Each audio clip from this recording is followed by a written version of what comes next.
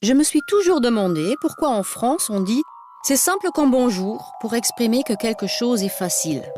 Simple comme bonjour? Mais il n'y a rien de plus compliqué que de se dire bonjour en France. Surtout pour un étranger.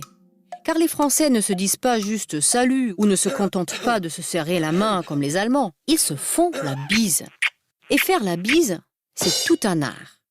Celui qui ne l'a pas appris dès le plus jeune âge, comme les petits Français, « Allez, fais une bise à tata Géraldine », a souvent l'air maladroit. Un peu raide, l'étranger se penche en avant, lèvres pointues et bras ballants, n'osant pas toucher l'autre, ne sachant pas par quel côté commencer, incertain s'il faut poser les lèvres ou faire comme si on embrassait l'air. Ne riez pas, les pauvres élèves allemands en échange scolaire connaissent tous ce terrible moment de gêne quand ils se trouvent face à leur famille d'accueil et que tout le monde n'a qu'une idée en tête, leur faire la bise. Pour faire la bise, on doit se poser 4 questions. Quand, qui, comment, combien. Quand?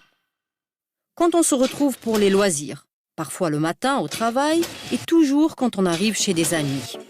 Il est évident que le temps d'embrassade est proportionnel au nombre d'amis. Si vous débarquez dans une soirée où se trouvent déjà 15 personnes, vous avez le temps de mourir de faim avant de passer au buffet. Les Allemands, qui ont l'habitude de faire juste « allô » avec la main, trouvent ça toujours un peu fastidieux. Qui? Il faut prendre en compte le lien familial, amical ou professionnel, l'âge et le statut de la personne. Par exemple, on ne fait pas la bise à son supérieur hiérarchique. Ou plutôt, on attend que ce soit lui qui vous la propose. Mais on s'embrasse abondamment entre collègues. Les hommes, ça dépend. Ils s'embrassent parfois quand ils sont amis ou membres de la même famille, mais pas toujours.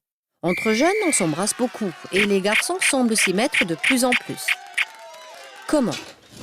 La bise crée une promiscuité immédiate. C'est un reniflement animalier et aussi une bonne base pour draguer. L'intensité, la durée et la conviction qu'on met dedans sont donc variables et il faut se confier à son feeling. Si on ne connaît pas bien la personne, il est conseillé d'agir avec retenue. Combien? Ah, nous voilà arrivés au problème du nombre. Les Parisiens en font 2, les Montpelliérains 3. À la Turballe, on en fait 4, dans le Gard, c'est 3, et ainsi de suite. Quand on ne sait pas d'où vient une personne, on peut facilement vivre un moment de flottement déstabilisant. Car il est très désagréable de tenter une 3e bise quand la personne visée se détourne déjà. Ou de s'arrêter après 2 bises quand l'autre meurt d'envie de vous en faire 4. Mais j'ai remarqué que même les Français ne savent pas avec précision combien de bises on fait selon les régions. On me dit qu'à Strasbourg c'est 2, puis 3, puis 2. Un originaire de Nemours affirme qu'ils en font 4. D'autres me certifient que c'est 2. Pourquoi ces incertitudes? C'est qu'il y a un problème de classe sociale. En France, il faut savoir, il y va toujours de la distinction des classes sociales. Pour faire court, on pourrait dire que les bourgeois, qui sont souvent radins, on le sait, se contentent de 2 bises, tandis que les prolos ne comptent pas et s'arrêtent rarement avant 4. Bref, tout ça rend la vie compliquée aux étrangers qui ne savent jamais trop comment se comporter.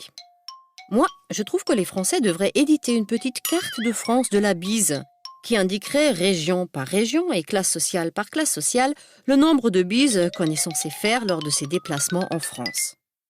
À mon avis, ce serait aussi utile aux touristes qu'aux autochtones.